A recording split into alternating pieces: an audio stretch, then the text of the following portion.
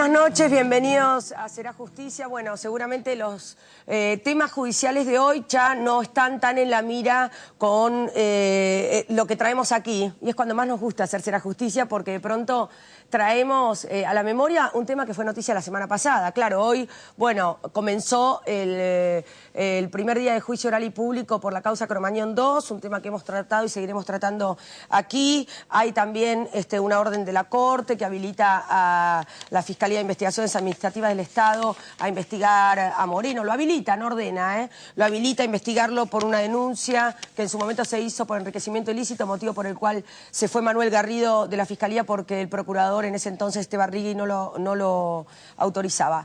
Pero nuestro tema de hoy tiene que ver con una preocupación muy consciente, porque creo que todas son preocupaciones de toda la sociedad, que tiene que ver y está vinculada a las salidas transitorias de los presos.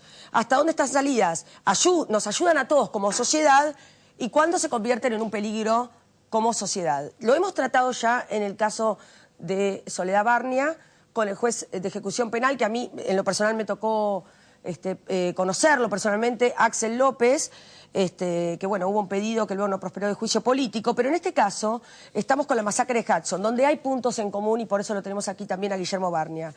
Las víctimas de la masacre de Hudson son Lorena Sosa, de 21 años, Jazmín, su nena, de 3 años, su padre, Pablo Sosa, el papá de Lorena Sosa, 65 años, y Javier Luche, el hermano también de Lorena, de 25 años.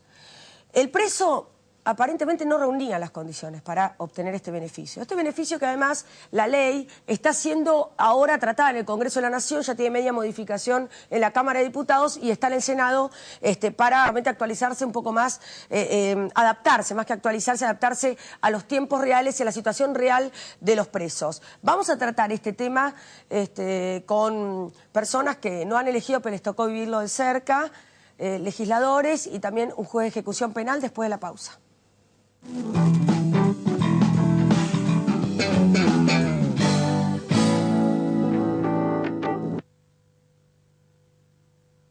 Centro Médico Montserrat, 4382-3767. En Ezeiza estamos terminando el aeropuerto más moderno de América Latina. Inauguración nueva Terminal B. Preembarque Internacional. Noviembre 2012. Aeropuertos Argentina 2000. Soñamos con vos. La ciudad se va a dormir y se levanta con cada uno de nosotros. Sin vos, la ciudad no es nada.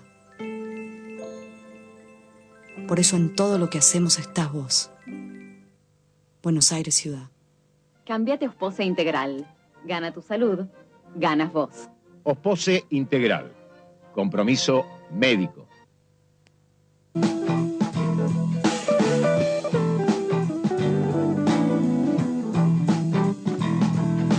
Bueno, aquí estamos con Guillermo Barnia, el papá de Soledad Barnia. Ustedes lo recordarán el caso Soledad, que bueno, murió en manos de un vecino. Luego descubrimos que era un preso que tenía salidas transitorias de la calle Honorio Purredón, en el departamento. ¿En qué año fue exactamente? En mayo del 2009. En mayo del 2009. Desde ese momento, Guillermo, al margen de estar permanentemente haciendo el duelo y pidiendo por justicia por Soledad, se ha tomado también como una cuestión de compromiso personal lograr que se modifique la ley de ejecución penal.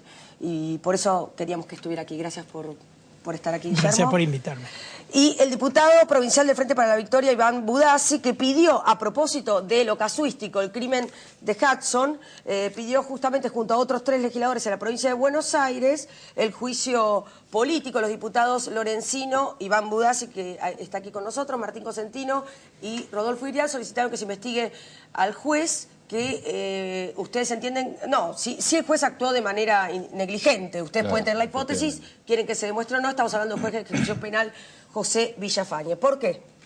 Porque básicamente este instituto tiene que ser la persona que va a ser beneficiada eventualmente, es alguien que está condenado, alguien que ya tiene una sentencia que dice que ese señor cometió un delito y está cumpliendo una pena. Por lo tanto, la interpretación es restrictiva. En este caso, se le había otorgado en una oportunidad la salida, violó el sistema de control que tienen estas salidas transitorias, volvió y contra la opinión del fiscal y contra la opinión del servicio penitenciario, que decían que no tenía una conducta que ameritaba que saliera a estar en libertad como cualquier persona, el juez decidió que, a pesar de esos informes, el juez tiene la facultad de resolver en contrario. Él resolvió en contrario. Es importante saber lo que resolvió el servicio penitenciario, porque gran parte de la sociedad tal vez ha prejuzgado el servicio penitenciario con los informes que hace, y en este caso no lo recomendaba. No lo recomendaba, y el servicio penitenciario ahora tiene una nueva herramienta. El año pasado hemos cambiado, y estamos hablando con el señor, el Código de Ejecución Penal, en el cual primero se ponen algunos delitos que no pueden gozar del beneficio de salidas transitorias. Los homicidios en general, los delitos contra la integridad sexual, como era el antecedente que tenía el caso de Soledad, que bueno, que lo estudiamos inclusive en la comisión antes de dictar este código que salió el año pasado.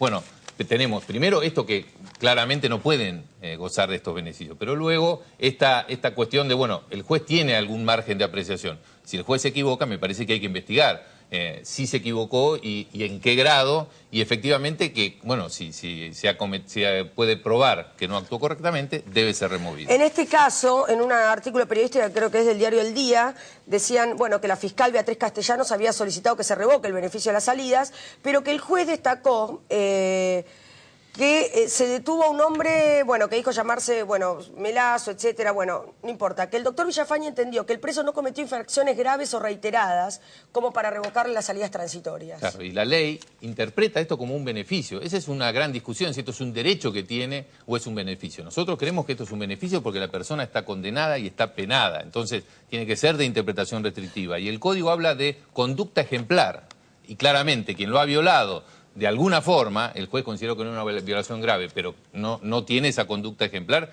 que reclama la ley. Y este es un poco el punto básico, que también tenemos que pensar la tragedia de Soledad y viendo lo que acaba de pasar ahora. Bueno, ¿hasta dónde los jueces tienen esta libertad y tienen que hacerse responsables por las decisiones que toman? Y este es el camino que nosotros queremos iniciar junto con los otros 3 legisladores para investigar la conducta del juez. Bueno, en el caso de ustedes pidieron, es diferente igualmente el caso de Soledad, y ustedes pidieron el juicio político que no prosperó.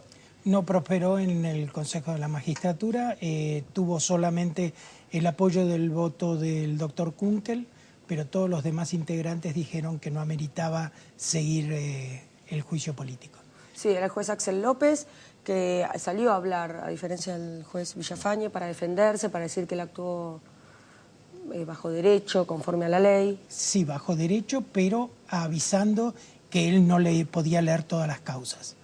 Lo que nosotros descubrimos, evidentemente nosotros no somos abogados, la familia, descubrimos con el tiempo que cuando él habla del tiempo y la posibilidad de leer todos los casos que pasan por el juzgado de ejecución, él tiene colaboradores y me imagino que lo que él imparte es una ideología con que deben de ser vistos todos los casos, y él termina siendo el firmante o no de lo que deciden sus colegas y ayudantes. Yo creo que desde el punto de vista de en la forma que salió a defenderse, realmente fue un agravio muy, muy severo a la memoria de mi hija. Yo hubiera preferido que no hubiera hablado, y cuando alguien me preguntó si me gustaría encontrarme con él, yo dije que no tenía nada que conversar ni hacer con una persona de ese tipo. Bueno, y lo voy a dejar ahí porque yo dije que era un inepto. Los jueces... los juzgados de ejecución penal están colapsados, eso lo dicen los propios jueces de ejecución penal, no dan abasto con la cantidad de presos. A usted no se le puede pedir más compresión de la que ya tiene, por lo que pasó con Soledad, pero ¿cómo los ve usted a los juzgados de ejecución penal? Yo creo que, tal cual decía el diputado, muchos jueces dan como derecho del interno la salida transitoria y no como beneficio. Por eso trajimos un juez que no tiene que responder por ningún juez especial, sino para que nos explique un poco cuáles son las tareas, ¿no? Entonces, me da la sensación que a veces se toma con determinada liviandad los informes sobre los cuales un juez se debe tener que basar para tomar una decisión. El consejo del fiscal y el servicio penitenciario.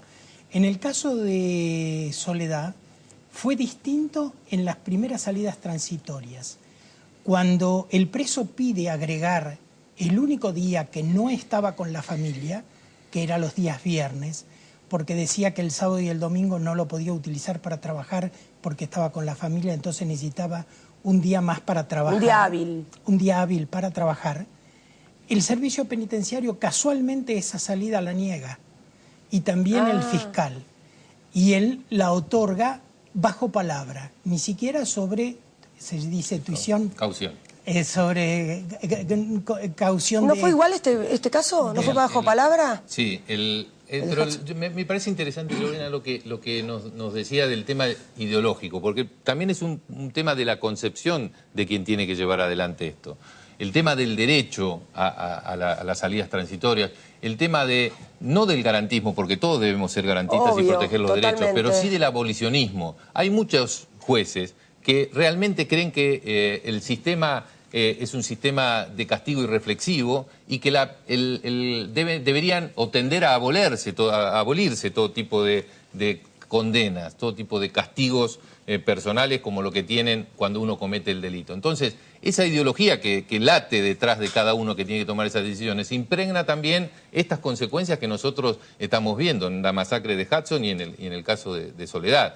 El Código de Ejecución Penal de la provincia de Buenos Aires, sancionado el año pasado, tiene algunas garantías también para la sociedad en relación a estos temas. Primero, algunos delitos que no pueden ser excarcelados, y en esto tenemos muchos jueces de ejecución penal que dicen que esto es inconstitucional, porque el legislador no le puede decir al juez a quién le puede dar la salida transitoria o no. Y estamos hablando de homicidios, estamos hablando de delitos contra la integridad sexual. Esto está aquí y está muy cuestionado por muchos jueces de ejecución.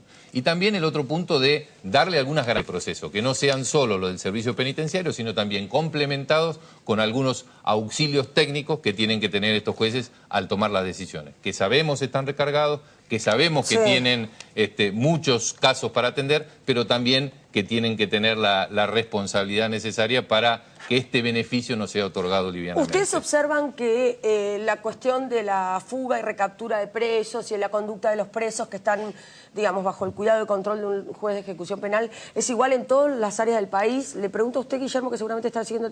¿O hay lugares donde han logrado sortear muchos obstáculos que tienen incluso los jueces y garantizar el derecho de todos?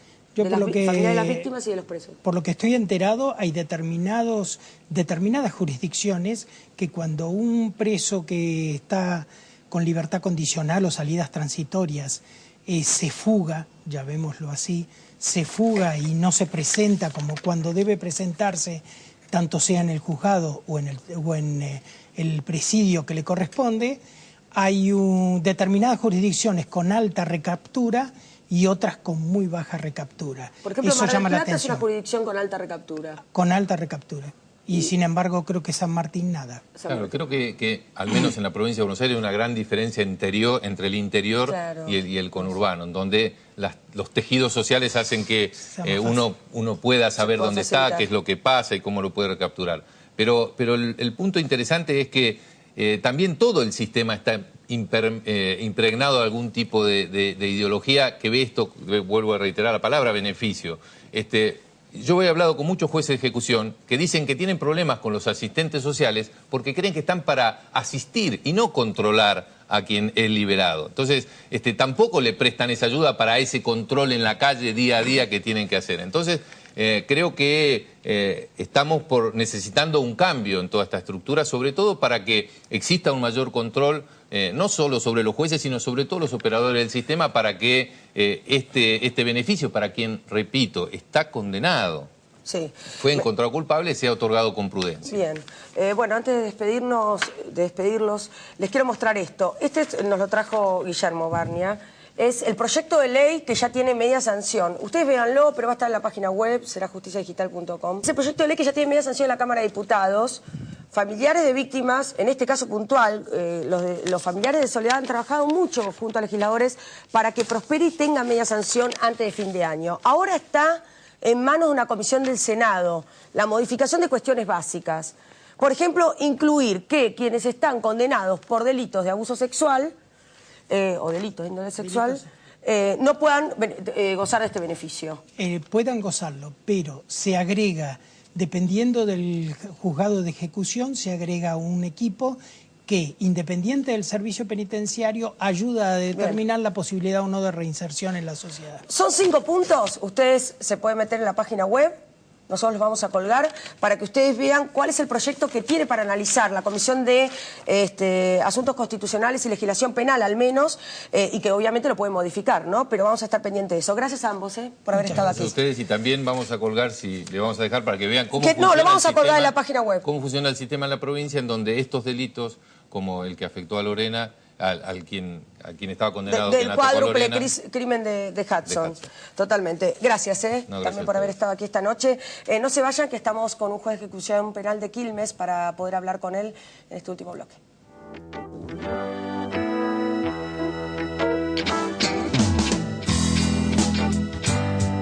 www.serajusticiadigital.com.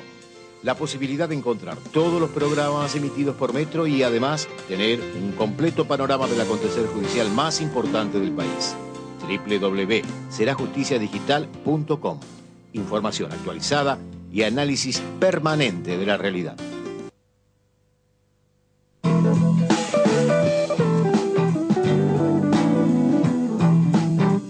El doctor Federico Merlini es juez de ejecución penal de Quilmes. Buenas noches, gracias por venir.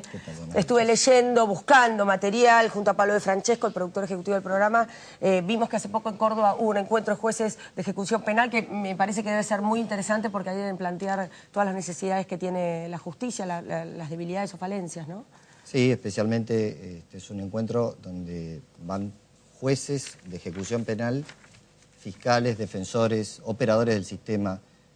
Hay un abanico de personas que concurren, incluso legisladores, se hacen debates, se hacen exposiciones, y al final de cada encuentro, el de Córdoba fue el 7º, hace 7 años que los venimos llevando a cabo, y emitimos conclusiones donde, bueno, tratamos de ir encontrando respuestas también a lo que es una preocupación, como escuchábamos recién, de la gente y una preocupación nuestra también, ¿no? ¿Alguna de las, le tiro, digamos, estas líneas simplemente para que usted me vaya un poco aclarando los puntos que me surgen a partir de la charla con el diputado Budassi y con Guillermo Barnia?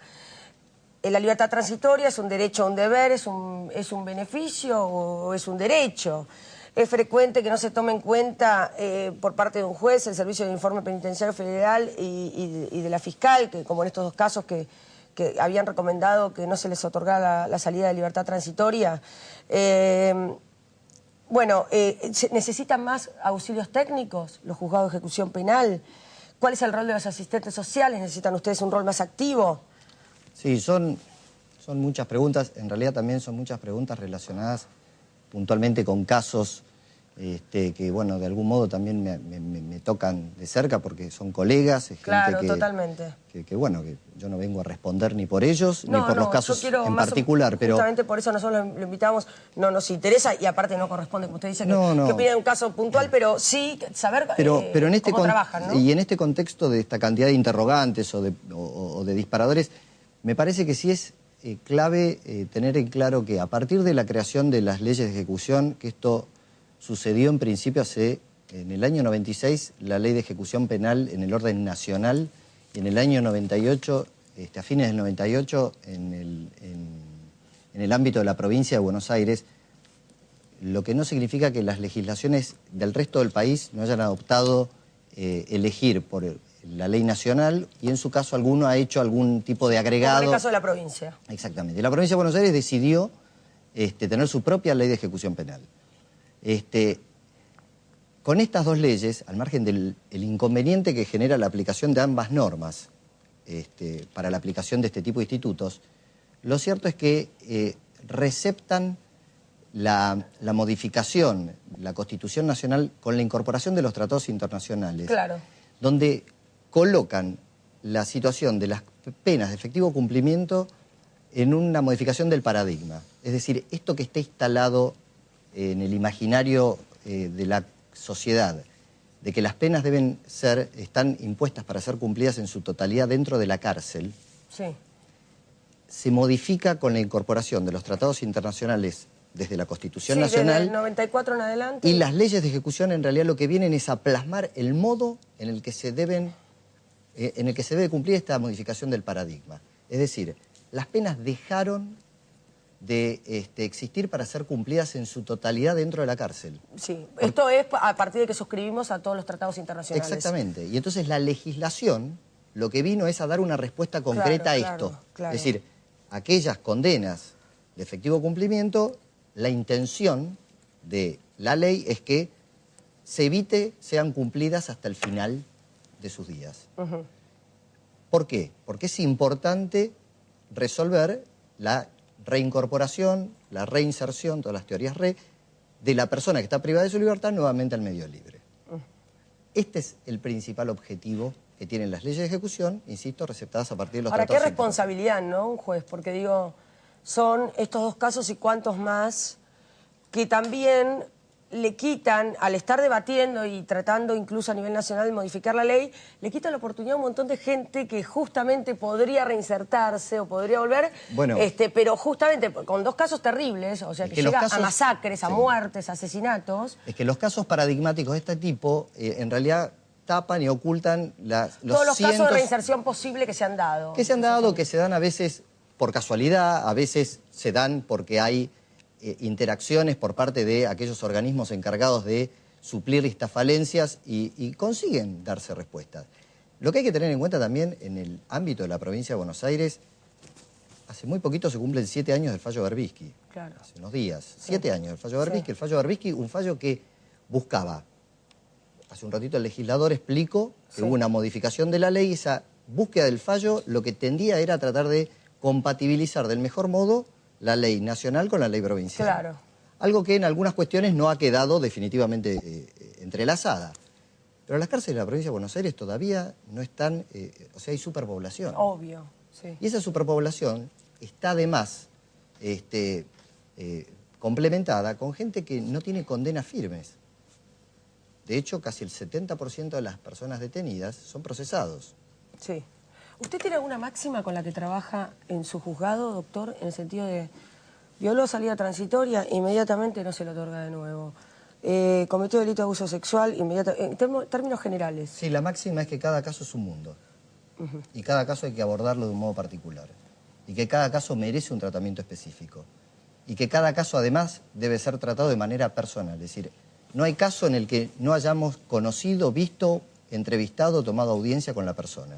Lo que no garantiza absolutamente nada, pero sí garantiza el contacto personal. Sí, algo, bueno, no es lo mismo reunirse a no verlo. No, absolutamente. Es decir, y de ese modo además se habilita una vía en la que uno puede interactuar y esa interacción no significa estar permanentemente cuidándolo, pese a que hay que cuidarlos, en el sentido de pobre persona, sino empezar a conocer en dónde es que también el Estado está ausente. No tengo para comer, no tengo para dormir, no tengo lugar. Bueno, uno tiene que estar escuchando también esas carencias porque es el modo donde, si podemos suplir esas carencias... Evita que reincida en, por ejemplo, un delito como en un robo. Que no... Absolutamente. O que viva dentro de la prisión en un estado permanente de alerta donde, bueno, sabemos lo que repercute después cuando... Total. ¿Le ha tocado a usted presos, digamos, decidir sobre libertades transitorias de presos con casos de abuso sexual? Sí, sí. Y en los casos que cada uno en particular es un mundo... La realidad está en que hace poquito hicimos una estadística en el juzgado respecto a la cantidad de casos que tenemos con abusos sexuales. No supera el 10%. Bien. Hay también un imaginario de que estos son todos. Son todos violadores. Exactamente, no es así. Y no son todos violadores aquel 10%. No, es decir, claro. Hay también un alto... corrupción de menores, un montón de tampoco cuestiones. se cree, por lo menos no es lo que verificamos hoy. Hay mucha violencia intrafamiliar. Perfecto. La violencia intrafamiliar es le diría algo que se repite mucho. Se repite mucho, lo vemos. Los casos de aquella persona que es una suerte de chacal, que está esperando el momento para atacar a una persona, yo le diría que son contados con los dedos en la mano. Son los que son noticias. Son los que son noticias. Bueno, claro, los que no son noticias, digamos, tienen poco impacto. Pero la realidad es que esos son muy poquitos en el plano de lo que existe. Y de las estadísticas que ustedes tienen de juzgado, ¿cuántas han quedado en libertad y cuántas se les ha negado salidas transitorias no en libertad? En realidad, sin tomar casos puntuales, lo cierto es que hace no mucho tiempo denegamos una libertad condicional de una persona que cometió un delito de abuso sexual y lo negamos sobre la base de que él no está reacio a someterse a un tratamiento que lo ayude a ver si puede cambiar su conducta. Bueno, sí, es decir, la realidad está en que hay informes que indican la necesidad de que esta persona se comprometa con un tipo de dispositivo tratamental y como está negado a hacerlo, no se le otorga esto. Por más que tenga conducta excelente o que tenga conducta cero. Es decir, la conducta no tiene nada que ver con... No. Absolutamente no tiene nada que ver. Pero aparte no corresponde abordar la cuestión de la conducta como si esto fuera un eje fundamental al momento de decidir sobre estos casos. Sobre otros casos puede ser. Claro. Pero sobre estos casos no. Entonces, frente a los casos de abuso sexual, nosotros inmediatamente sugerimos la necesidad de un tratamiento. Si los profesionales indican sobre esta necesidad, le hacemos conocer a la persona que es necesario que se someta a un tratamiento. Porque si... Como condición para que tenga algún tipo de beneficio. Y si no lo obtiene, bueno, en su caso, usted en este caso evaluó que... Porque en esta discusión de si es un derecho o un beneficio, en realidad se transforma en un derecho en la medida que cumple con todos los requisitos. Perfecto. Es un derecho que exige. Totalmente. Y nosotros los jueces, al final del cuento, lo que hacemos es reconocer derechos. Con el control de las partes. Porque también escuché que se dice que aquel fiscal se opuso o no se opuso, y si se opuso y después apeló. Porque capaz que es una expresión de deseos oponerse. Claro. Doctor, gracias, ¿eh? No, de nada. Vamos a seguir con este tema. La pregunta es, después apeló el fiscal, bueno, ya no me queda más tiempo para el programa, lo vamos a hablar también con el legislador, con Barney. A seguir esto también en serajusticiadigital.com. Los invito a que ustedes entren y formen parte de este debate. Este debate que no es un debate académico, puede ser académico, pero lamentablemente también hay vidas en juego. Chau, hasta el próximo martes.